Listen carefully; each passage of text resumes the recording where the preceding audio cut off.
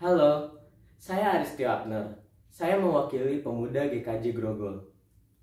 Cerita yang ingin saya sampaikan terambil dari Keluaran 14 ayat 15 sampai 31. Musa menyeberangi Laut Teberau. Bangsa Israel telah diperbudak selama 450 tahun. Dan mereka sudah tidak tahan lagi, sehingga mereka berseru kepada Tuhan. Tuhan mendengarkan seruan mereka dan mengutus Musa untuk memimpin bangsa Israel untuk keluar dari Mesir. Namun hal itu tidak mudah, dikarenakan kekerasan hati sang Firaun. Lalu Tuhan pun melepaskan 10 tulah kepada bangsa Mesir. Setelah 10 tulah yang terjadi, bangsa Mesir pun menjadi takut dan mendesak Firaun untuk melepaskan bangsa Israel. Lalu Firaun memanggil Musa dan Harun pada malam itu. Ia berkata, "Keluarlah dari tengah-tengah bangsaku, baik kamu maupun orang Israel. Pergilah dan beribadah kepada Tuhan seperti katamu itu. Bawalah kambing, domba, dan lembu sampimu. Pergilah dan mohonkanlah juga berkat bagiku." Akhirnya Musa dan bangsa Israel pun pergi dari Mesir menuju ke tanah Kanaan. Allah menuntun bangsa Israel untuk berputar melalui jalan di padang gurun menuju ke Laut Teberau. Walaupun itu bukan jalur yang tercepat. Lalu mereka pun berkemah di Etam. Saat di sana, Tuhan berfirman kepada Musa untuk berkemah di depan Baal-Zefon di tepi Laut Teberau. Ia berkata, "Aku akan mengeraskan hati Firaun, sehingga orang Mesir mengejar bangsa Israel.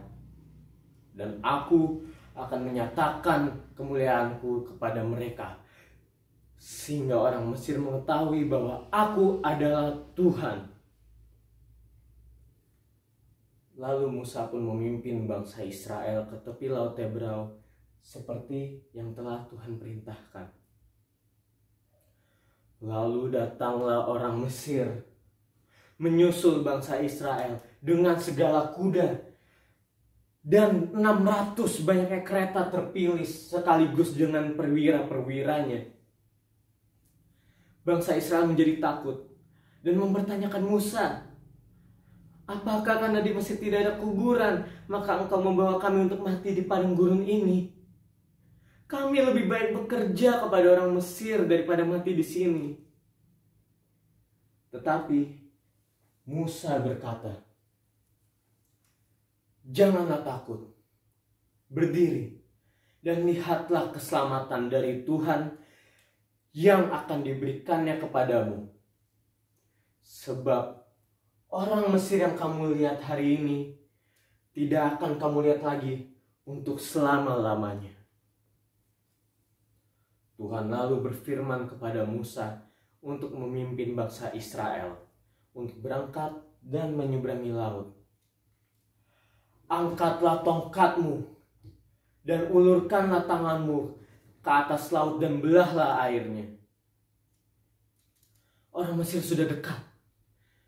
Bangsa Israel tidak bisa kabur manapun kecuali menyeberangi Laut Teberau. Tiang awan yang tadinya di depan bangsa Israel berpindah ke belakang mereka, memisahkan bangsa Israel dan orang Mesir. Awan itu menimbulkan kegelapan sehingga malam pun lewat. Musa pun mengikuti perintah Tuhan. Ia berjalan mendekati lautnya, lalu mengangkat tongkatnya. Lalu terbelahlah Laut Teberau, sehingga bangsa Israel bisa maju menyeberangi laut itu dari tengah laut yang kering, dengan air di kanan dan di kiri mereka menjadi tembok. orang Mesir tidak mundur. Mereka terus mengejar bangsa Israel sampai ke tengah laut. Tuhan yang di dalam tiang api dan awan itu mengacaukan kereta tentara orang Mesir. Rodanya dibuat menjadi berat, menjadi miring, sehingga mereka tidak bisa maju dengan cepat, memperlambat orang Mesir dan memberikan cukup waktu untuk bangsa Israel menyeberangi laut.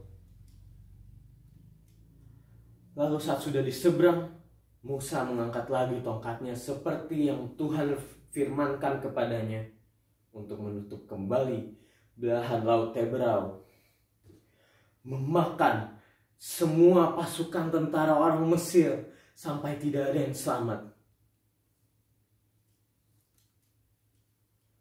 Bangsa Israel melihat mayat-mayat orang Mesir terhantar di tepi laut.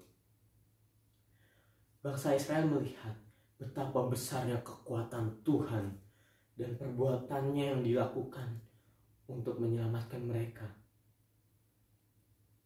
Maka takutlah mereka kepada Tuhan dan mereka percaya kepada Tuhan dan hambanya Musa.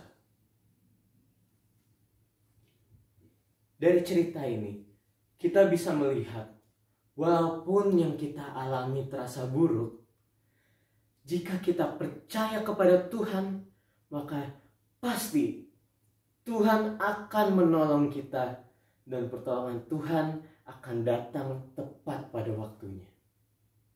Terima kasih.